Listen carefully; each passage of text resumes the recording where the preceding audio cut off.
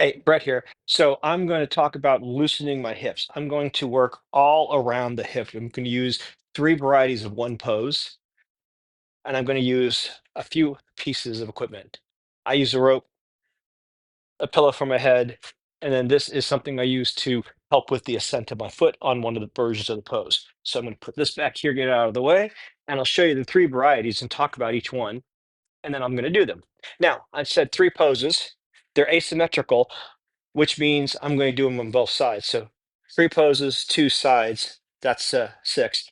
If I do them for 3 minutes each, that's 18 minutes. And then if you add time to transition between poses, that's a lot of time, but that's in fact what I'm going to do.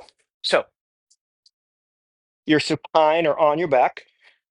I like a little bit of pillow under my head, but that's up to you. And then you don't have to use a strap, but I like using the strap. I've got a little loop on it. And Flamenco A is simply this. Now, if you need support, go ahead and get support, but this is a nice hamstring stretch that eventually turns into also maybe a little bit of the back of the hip. So that's version one or A, Flamenco A. And maybe you can hold with your hand, that's great.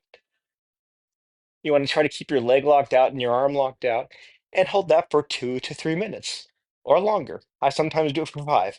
Now, this is going to open up the inside right through here. And I use the back of my head to sort of hold the strap, and then I pull the strap stronger and stronger throughout. So this is really opening up the inside of the hip, and you're going to do that on both sides.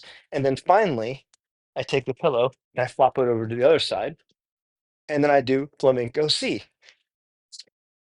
This is where you take your leg and go over.